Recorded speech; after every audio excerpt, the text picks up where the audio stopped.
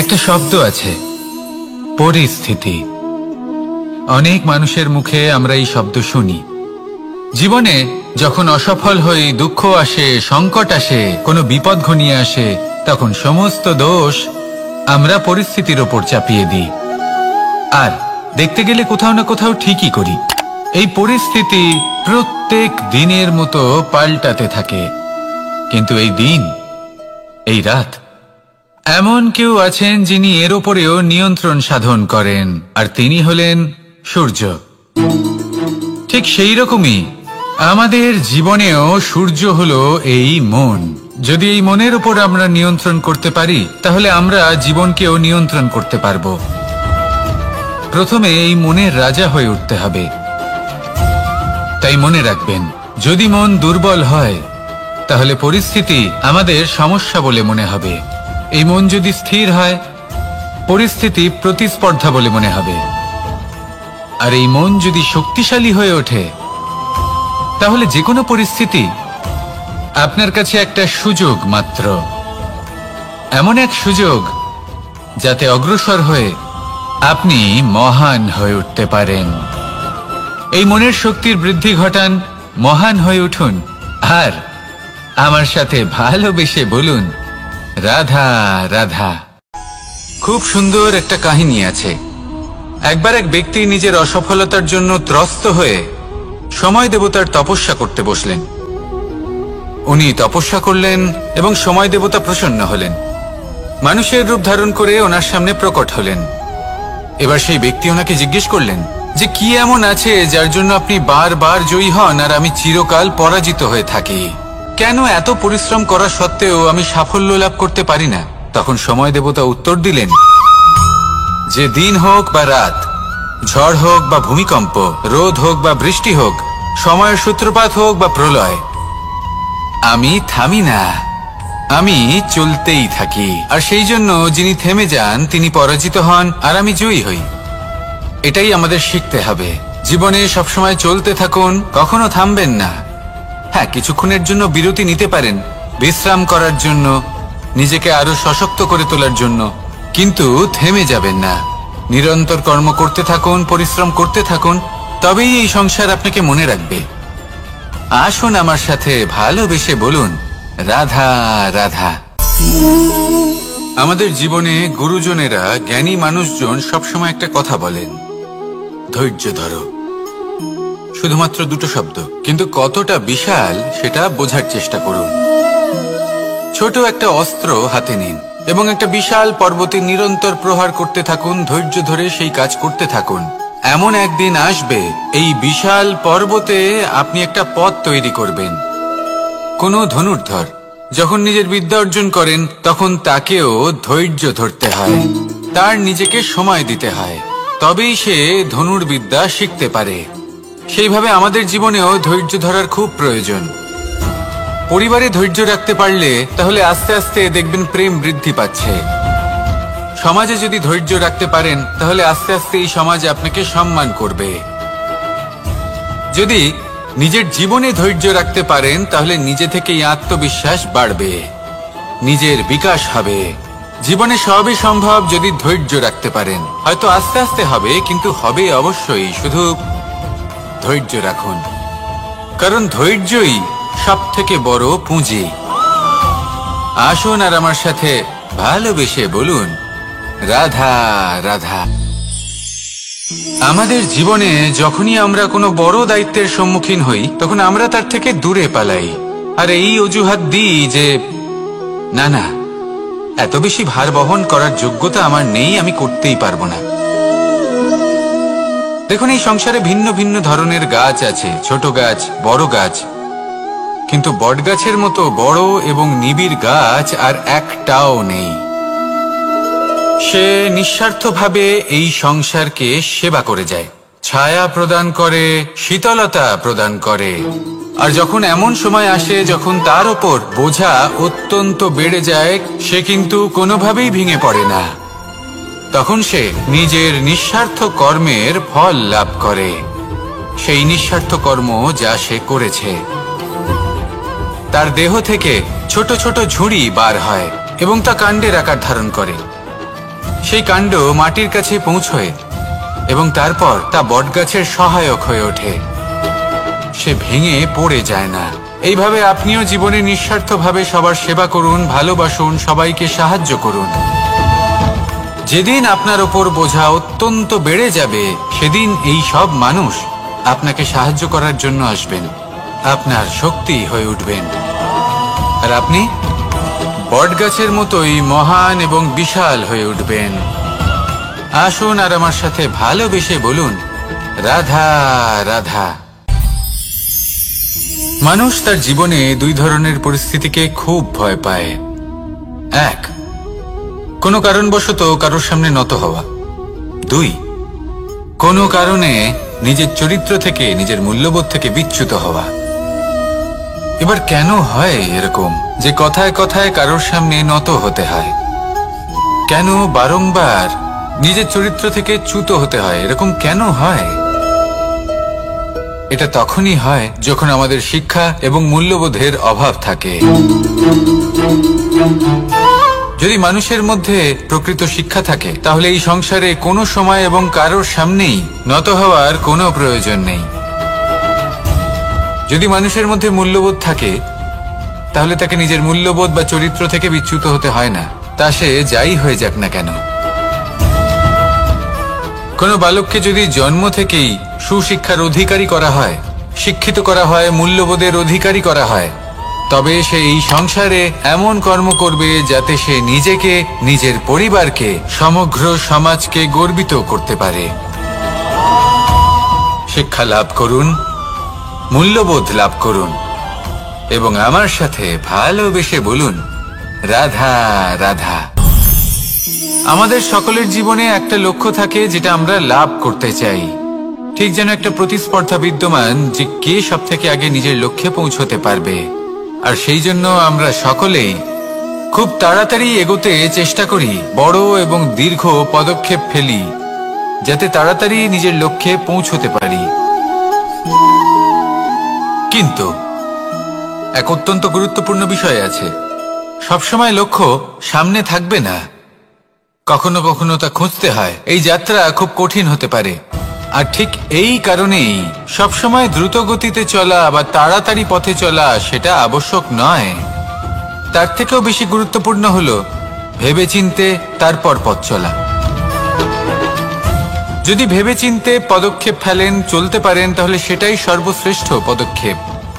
কখন কোন দিকে যেতে হবে, কখন কোথায় দিক পাল্টানো যাবে না, কখন গতি বেশি রাখতে হবে, কখন কম, কখন থামবো, কখন চলবো, এই সব কিছুর বিষয়ে জ্ঞান অত্যন্ত গুরুত্বপূর্ণ এবং ভেবে চিন্তে চলতেই হবে।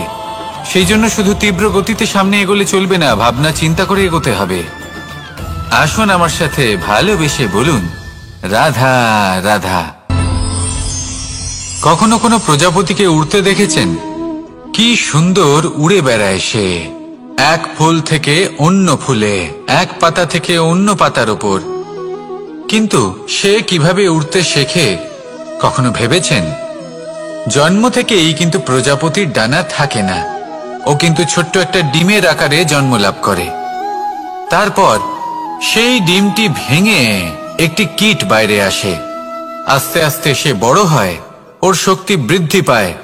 তারপর সে সেই কীট দশা ত্যাগ করে নিজের ডানাগুলি মেলে।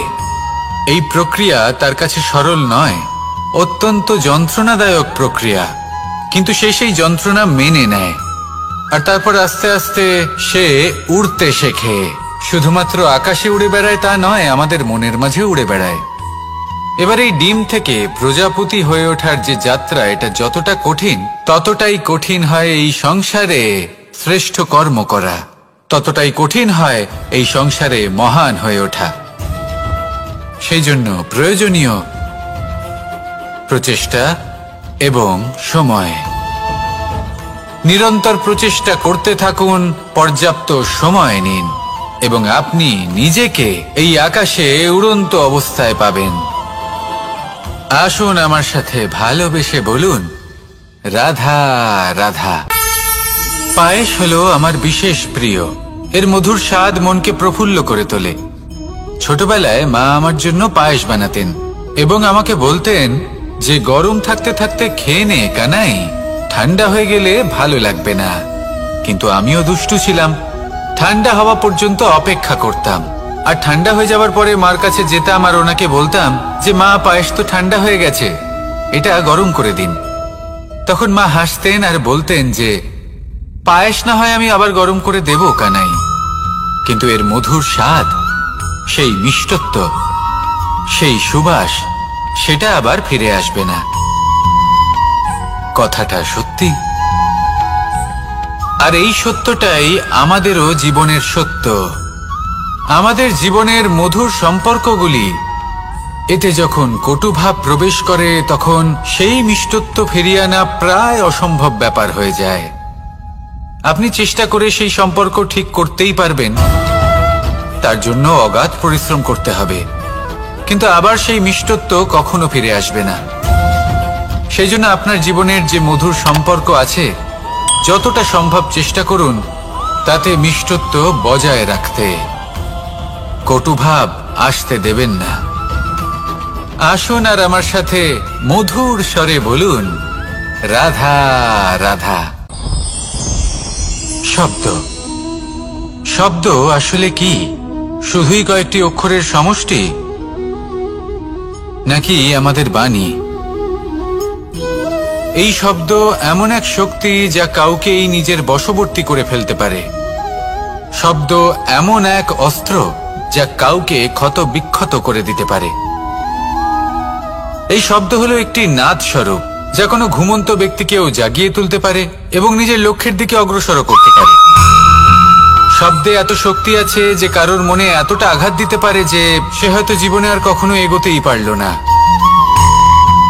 তাহলে এই শব্দের প্রয়োগ খুব ভেবে চিন্তে করবেন। এবং এই শব্দের মতোই হলো নীরবতা। অনেক সময় এই নীরবতা আমাদের সহায়ক হয়ে ওঠে, অনেক সময় এটা আমাদের অনুশোচনাকে অনেক বেশি বাড়িয়ে তুলতে পারে। ভীষ্ম পিতামহ, অঙ্গরাজ কর্ণ, যখন দ্রৌপদীর বস্ত্রহরণ হচ্ছিল তখন এনারা নীরব ছিলেন। দুর্যোধনের বিরোধিতা করেননি, ওকে বাধা দেননি। আর তারপর কি হলো সেটা আপনারা সকলে জানেন। দেখতে গেলে নীরবতা চুপ করে থাকা, কিন্তু যদি কোনো দুষ্টের সামনে চুপ করে থাকেন, যদি তার বিরোধিতা না করতে পারেন, তাহলে এই নীরবতাই অনেক বড় পাপের আকার ধারণ করে। মনে রাখবেন আর আমার সাথে ভালোবেসে বলবেন, রাধা রাধা। আভূষণ, কার না ভালো লাগে এই আভূষণ? আমরা পরিশ্রম করি, ধন অর্জন করি আর আভূষণ কিনে থাকি, কখনো নিজের জন্য, কখনো বা তাদের জন্য যাকে আমরা ভালোবাসি, বা তাদের জন্য যাকে আমরা সম্মান করি। হয়তো সেই জন্যই সীতা চূড়ামণি ধারণ করেছিলেন এবং আমি সামন্তকমণি। কিন্তু এটাই কি সেই প্রকৃত আভূষণ যা আপনার মূল্য বৃদ্ধি করে? না। শ্রীরামের আভূষণ হল ওনার নম্র ভদ্র ব্যবহার। মাতা সীতার আভূষণ হল ওনার সততা, ওনার নিষ্ঠা, ওনার ত্যাগ। অর্জুনের আভূষণ ছিল ওনার একাগ্রতা।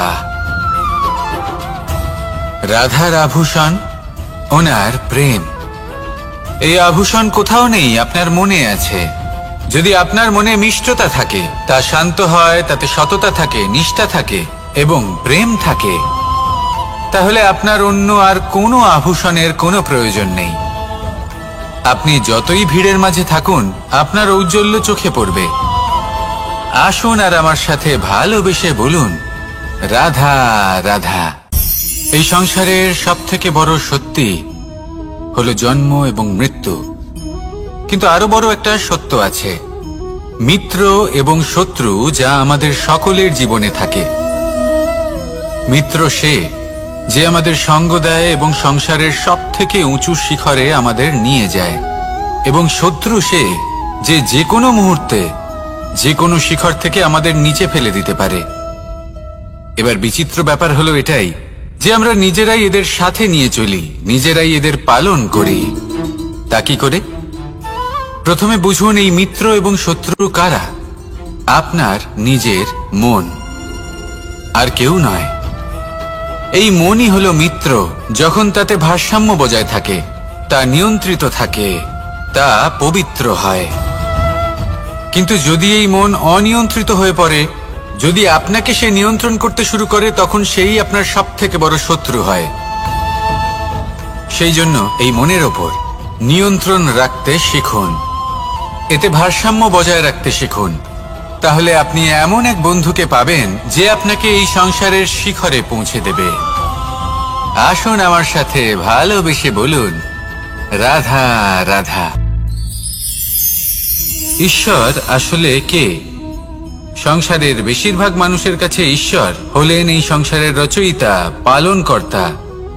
কারোর কাছে উনি জ্ঞাতা, কারোর কাছে উনি হলেন আস্থার প্রতীক, আবার কারোর জন্য শুধুমাত্র অন্ধ বিশ্বাস। কিন্তু এই ঈশ্বর কি কোনো শরীর, নাকি একটা বোধ, নাকি শুধুই শ্রদ্ধা?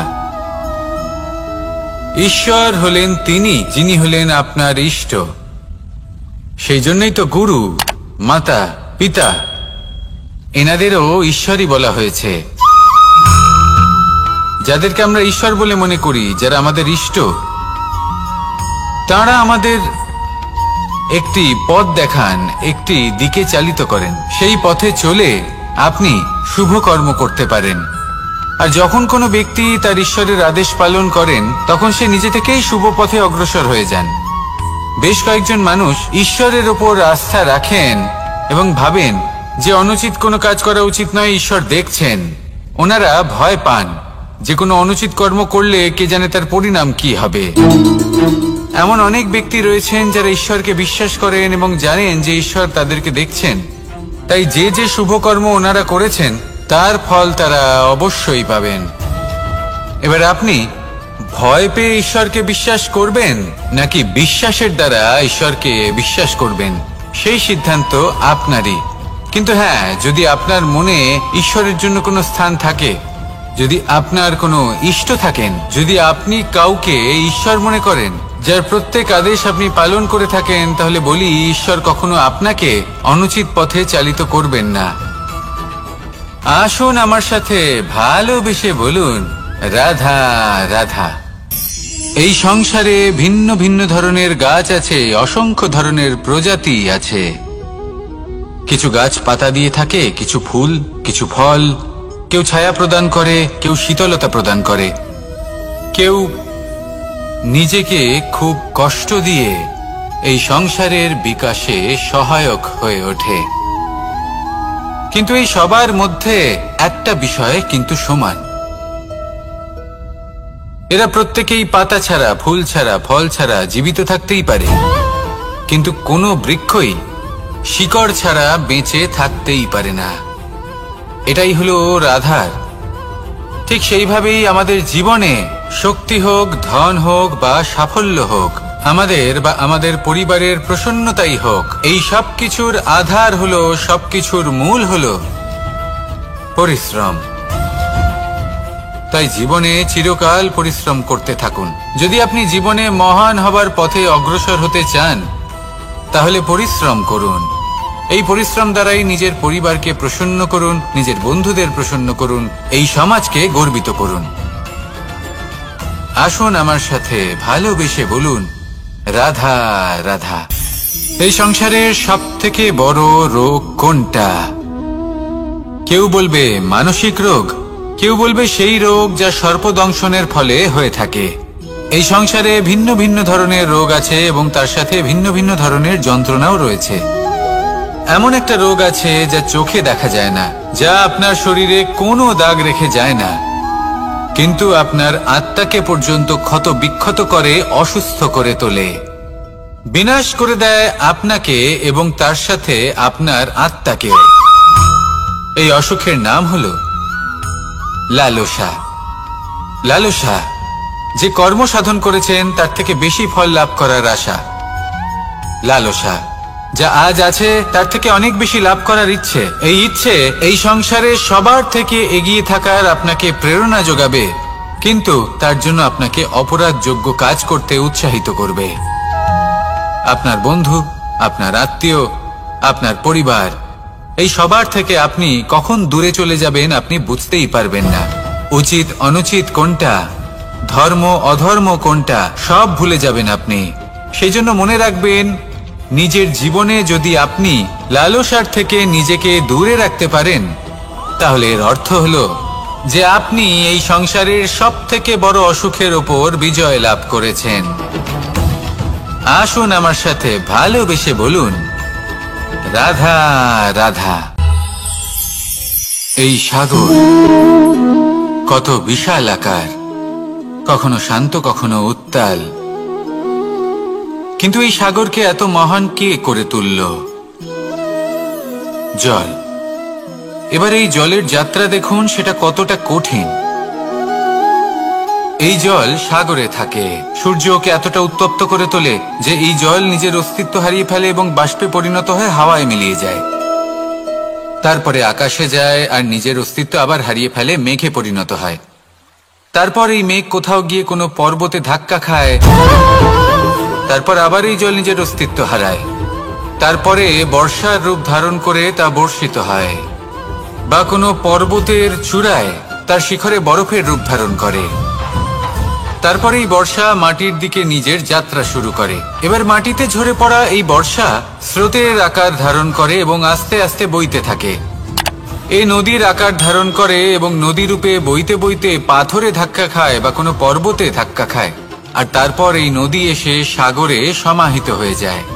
নদীর এই জল আবারও নিজের অস্তিত্ব হারিয়ে ফেলে, কিন্তু এইবার সেই জল নিজেই সাগরে পরিণত হয়। এটা আমাদের সকলের জন্য একটা শিক্ষা যে এই সংসারে জীবন এবং সময়ের হলো এক অনন্ত যাত্রা। এই সংসারে যা কিছু আছে তার সূত্রপাত কোথাও একটা হবেই। সেই জন্য মৃত্যু এবং সমাপ্তির চিন্তা ত্যাগ করে দিন, আর যে সূত্রপাত আপনি লাভ করছেন তার আনন্দ উপভোগ করুন। ভেবে দেখুন আপনি কিভাবে শ্রেষ্ঠ কর্ম করতে পারেন যাতে এই সংসার এবং এই সমাজ, এই দুইয়ের মঙ্গল সম্ভব। আসুন আমার সাথে ভালোবেসে বলুন, রাধা রাধা। আমরা সবাই পরিচিত, কষ্টও আমরা সবাই পেয়েছি। কখনো কখনো আমরা অসুস্থ হয়ে পড়ি, আর এমন সময় হলে মাতার মমতা, কখনো বাবার স্নেহ, কখনো বন্ধুদের পাশে থাকার অনুভূতি আমাদের রোগ নিরাময়ে সাহায্য করে।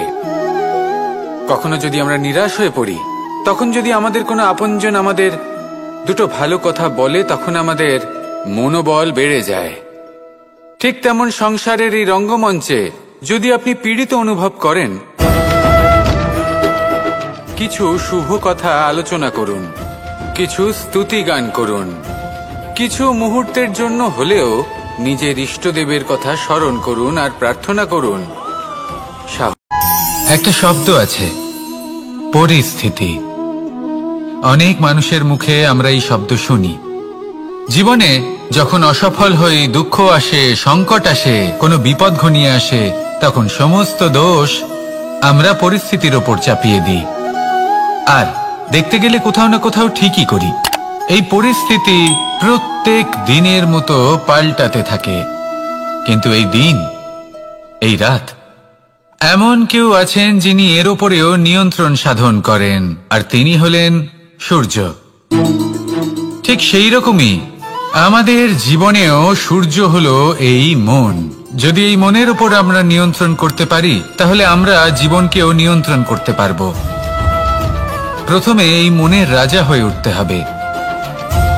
তাই মনে রাখবেন, যদি মন দুর্বল হয়, তাহলে পরিস্থিতি আমাদের সমস্যা বলে মনে হবে। এই মন যদি স্থির হয়, পরিস্থিতি প্রতিস্পর্ধা বলে মনে হবে। আর এই মন যদি শক্তিশালী হয়ে ওঠে, তাহলে যে কোনো পরিস্থিতি আপনার কাছে একটা সুযোগ মাত্র, এমন এক সুযোগ যাতে অগ্রসর হয়ে আপনি মহান হয়ে উঠতে পারেন। এই মনের শক্তির বৃদ্ধি ঘটান, মহান হয়ে উঠুন, আর আমার সাথে ভালোবেসে বলুন, রাধা রাধা। খুব সুন্দর একটা কাহিনী আছে। একবার এক ব্যক্তি নিজের অসফলতার জন্য ত্রস্ত হয়ে সময় দেবতার তপস্যা করতে বসলেন। উনি তপস্যা করলেন এবং সময় দেবতা প্রসন্ন হলেন, মানুষের রূপ ধারণ করে ওনার সামনে প্রকট হলেন। এবার সেই ব্যক্তি ওনাকে জিজ্ঞেস করলেন, যে কি এমন আছে যার জন্য আপনি বারবার জয়ী হন আর আমি চিরকাল পরাজিত হয়ে থাকি? কেন এত পরিশ্রম করা সত্ত্বেও আমি সাফল্য লাভ করতে পারি না? তখন সময় দেবতা উত্তর দিলেন, যে দিন হোক বা রাত, ঝড় হোক বা ভূমিকম্প, রোদ হোক বা বৃষ্টি হোক, সময়ের সূত্রপাত হোক বা প্রলয়, আমি থামি না, আমি চলতেই থাকি। আর সেই জন্য যিনি থেমে যান তিনি পরাজিত হন আর আমি জয়ী হই। এটাই আমাদের শিখতে হবে। জীবনে সবসময় চলতে থাকুন, কখনো থামবেন না। হ্যাঁ, কিছুক্ষণের জন্য বিরতি নিতে পারেন, বিশ্রাম করার জন্য, নিজেকে আরো সশক্ত করে তোলার জন্য, কিন্তু থেমে যাবেন না। নিরন্তর কর্ম করতে থাকুন, পরিশ্রম করতে থাকুন, তবেই এই সংসার আপনাকে মনে রাখবে। আসুন আমার সাথে ভালোবেসে বলুন, রাধা রাধা। আমাদের জীবনে গুরুজনেরা, জ্ঞানী মানুষজন সবসময় একটা কথা বলেন, ধৈর্য ধরো। শুধুমাত্র দুটো শব্দ, কিন্তু কতটা বিশাল সেটা বোঝার চেষ্টা করুন। ছোট একটা অস্ত্র হাতে নিন এবং একটা বিশাল পর্বতে নিরন্তর প্রহার করতে থাকুন, ধৈর্য ধরে সেই কাজ করতে থাকুন। এমন একদিন আসবে এই বিশাল পর্বতে আপনি একটা পথ তৈরি করবেন। কোনো ধনুর্ধর যখন নিজের বিদ্যা অর্জন করেন তখন তাকেও ধৈর্য ধরতে হয়, তার নিজেকে সময় দিতে হয়, তবেই সে ধনুর্বিদ্যা শিখতে পারে। সেইভাবে আমাদের জীবনেও ধৈর্য ধরার খুব প্রয়োজন। পরিবারে ধৈর্য রাখতে পারলে তাহলে আস্তে আস্তে দেখবেন প্রেম বৃদ্ধি পাচ্ছে। সমাজে যদি ধৈর্য রাখতে পারেন তাহলে আস্তে আস্তে এই সমাজ আপনাকে সম্মান করবে। যদি নিজের জীবনে ধৈর্য রাখতে পারেন তাহলে নিজে থেকেই আত্মবিশ্বাস বাড়বে, নিজের বিকাশ হবে। জীবনে সবই সম্ভব যদি ধৈর্য রাখতে পারেন। হয়তো আস্তে আস্তে হবে, কিন্তু হবে অবশ্যই। শুধু ধৈর্য রাখুন, কারণ ধৈর্যই সবথেকে বড় পুঁজি। আসুন আর আমার সাথে ভালোবেসে বলুন, রাধা রাধা। আমাদের জীবনে যখনই আমরা কোনো বড় দায়িত্বের সম্মুখীন হই তখন আমরা তার থেকে দূরে পালাই, আর এই অজুহাত দিই যে না না, এত বেশি ভার বহন করার যোগ্যতা আমার নেই, আমি করতেই পারবো না। দেখুন, এই সংসারে ভিন্ন ভিন্ন ধরনের গাছ আছে, ছোট গাছ, বড় গাছ, কিন্তু বটগাছের মতো বড় এবং নিবিড় গাছ আর একটাও নেই। সে নিঃস্বার্থভাবে এই সংসারকে সেবা করে যায়, ছায়া প্রদান করে, শীতলতা প্রদান করে। আর যখন এমন সময় আসে যখন তার ওপর বোঝা অত্যন্ত বেড়ে যায়, সে কিন্তু কোনোভাবেই ভেঙে পড়ে না। তখন সে নিজের নিঃস্বার্থ কর্মের ফল লাভ করে, সেই নিঃস্বার্থ কর্ম যা সে করেছে। তার দেহ থেকে ছোট ছোট ঝুড়ি বার হয় এবং তা কাণ্ডের আকার ধারণ করে। সেই কাণ্ড মাটির কাছে পৌঁছয় এবং তারপর তা বটগাছের সহায়ক হয়ে ওঠে, সে ভেঙে পড়ে যায় না।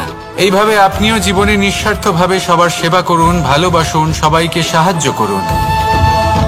যেদিন আপনার ওপর বোঝা অত্যন্ত বেড়ে যাবে সেদিন এই সব মানুষ আপনাকে সাহায্য করার জন্য আসবেন, আপনার শক্তি হয়ে উঠবেন, আর আপনি বটগাছের মতোই মহান এবং বিশাল হয়ে উঠবেন। আসুন আর আমার সাথে ভালোবেসে বলুন, রাধা রাধা। মানুষ তার জীবনে দুই ধরনের পরিস্থিতিকে খুব ভয় পায়। এক, কোনো কারণবশত কারোর সামনে নত হওয়া। দুই, কোনো কারণে নিজের চরিত্র থেকে, নিজের মূল্যবোধ থেকে বিচ্যুত হওয়া। এবার কেন হয় এরকম যে কথায় কথায় কারোর সামনে নত হতে হয়? কেন বারংবার নিজের চরিত্র থেকে চ্যুত হতে হয়? এরকম কেন হয়? এটা তখনই হয় যখন আমাদের শিক্ষা এবং মূল্যবোধের অভাব থাকে। যদি মানুষের মধ্যে প্রকৃত শিক্ষা থাকে তাহলে এই সংসারে কোনো সময় এবং কারোর সামনেই নত হওয়ার কোনো প্রয়োজন নেই। যদি মানুষের মধ্যে মূল্যবোধ থাকে তাহলে তাকে নিজের মূল্যবোধ বা চরিত্র থেকে বিচ্যুত হতে হয় না, তা সে যাই হয়ে যাক না কেন। কোনো বালককে যদি জন্ম থেকেই সুশিক্ষার অধিকারী করা হয়, শিক্ষিত করা হয়, মূল্যবোধের অধিকারী করা হয়, তবে সে এই সংসারে এমন কর্ম করবে যাতে সে নিজেকে, নিজের পরিবারকে, সমগ্র সমাজকে গর্বিত করতে পারে।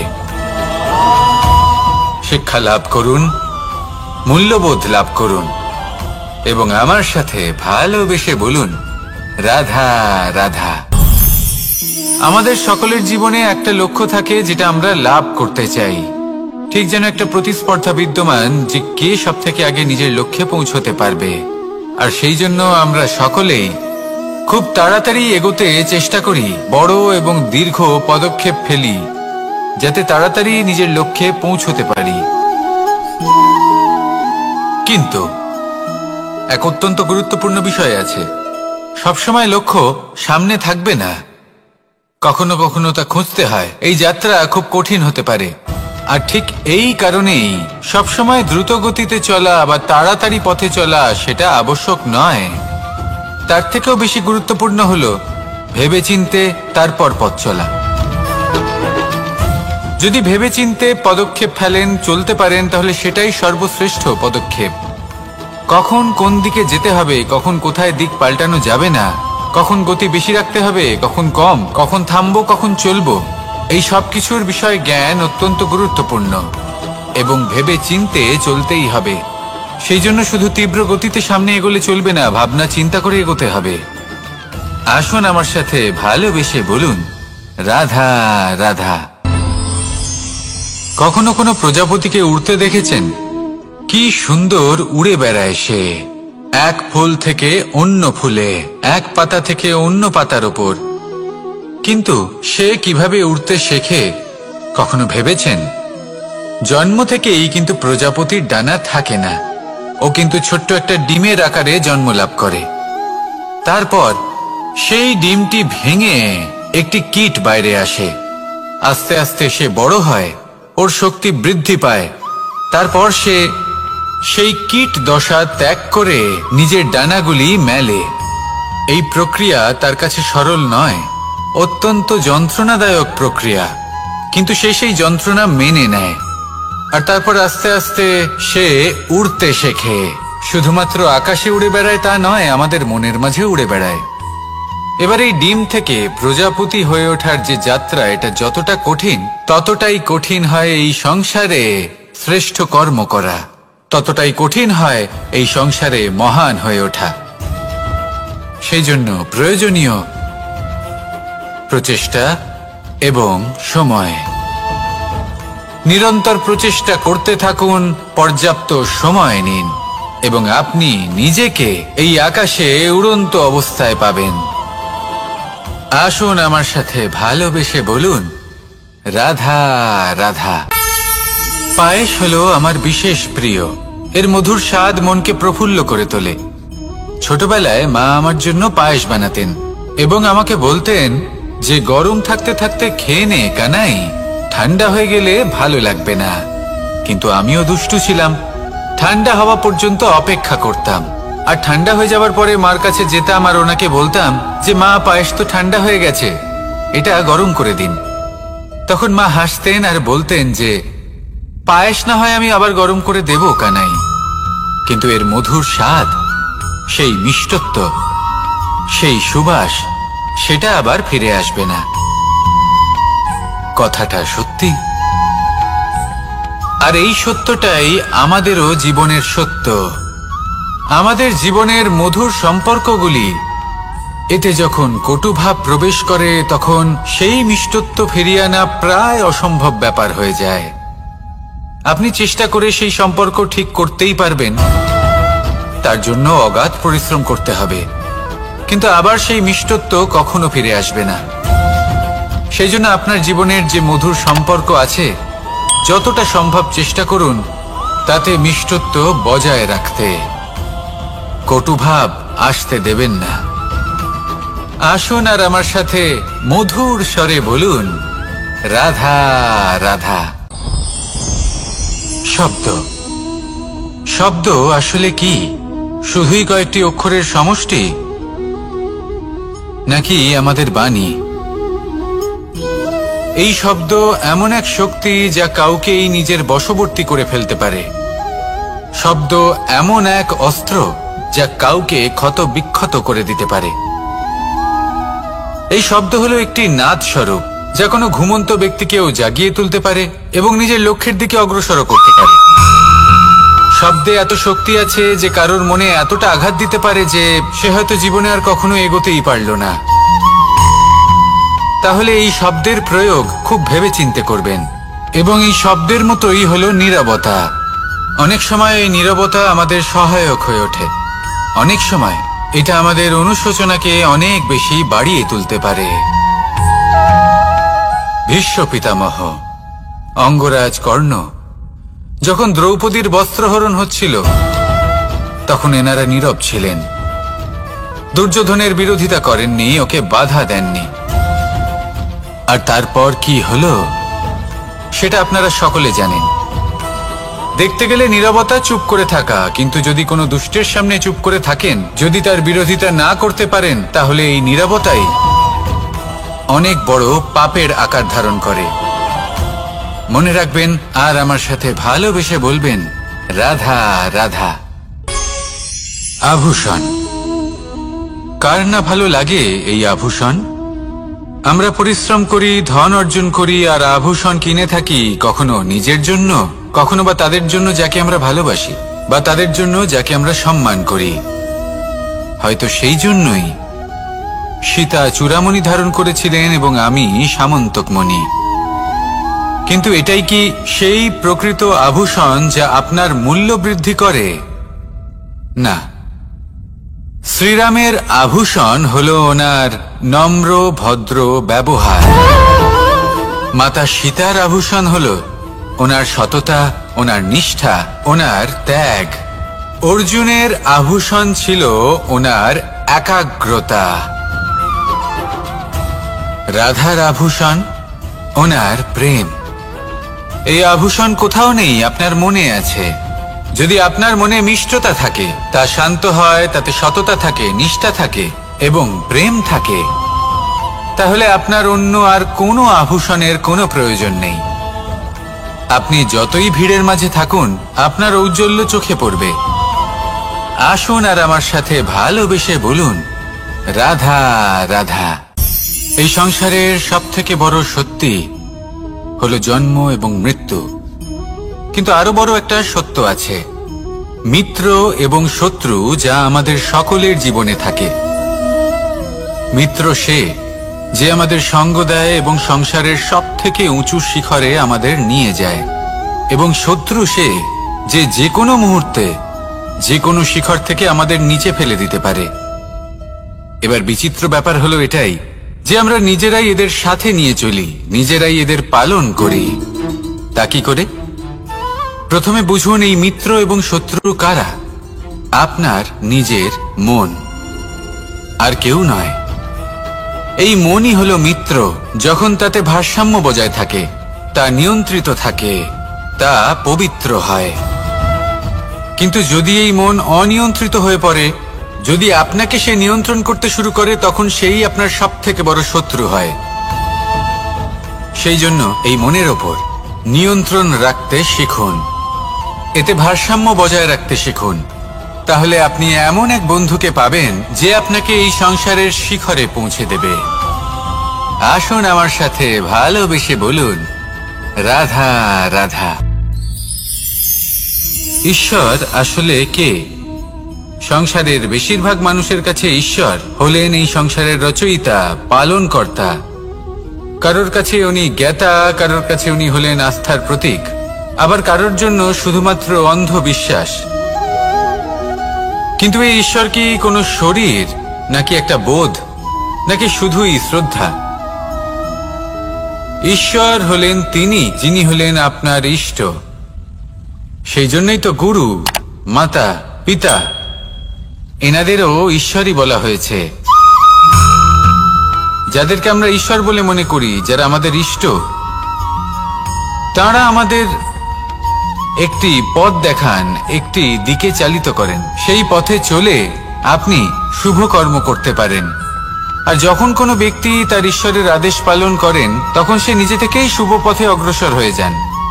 বেশ কয়েকজন মানুষ ঈশ্বরের ওপর আস্থা রাখেন এবং ভাবেন যে অনুচিত কোনো কাজ করা উচিত নয়, ঈশ্বর দেখছেন। ওনারা ভয় পান যে কোনো অনুচিত কর্ম করলে কে জানে তার পরিণাম কি হবে। এমন অনেক ব্যক্তি রয়েছেন যারা ঈশ্বরকে বিশ্বাস করেন এবং জানেন যে ঈশ্বর তাদেরকে দেখছেন, তাই যে যে শুভ কর্ম ওনারা করেছেন তার ফল তারা অবশ্যই পাবেন। এবার আপনি ভয় পেয়ে ঈশ্বরকে বিশ্বাস করবেন নাকি বিশ্বাসের দ্বারা ঈশ্বরকে বিশ্বাস করবেন, সেই সিদ্ধান্ত আপনারই। কিন্তু হ্যাঁ, যদি আপনার মনে ঈশ্বরের জন্য কোনো স্থান থাকে, যদি আপনার কোনো ইষ্ট থাকেন, যদি আপনি কাউকে ঈশ্বর মনে করেন, যার প্রত্যেক আদেশ আপনি পালন করে থাকেন, তাহলে বলি ঈশ্বর কখনো আপনাকে অনুচিত পথে চালিত করবেন না। আসুন আমার সাথে ভালোবেসে বলুন, রাধা রাধা।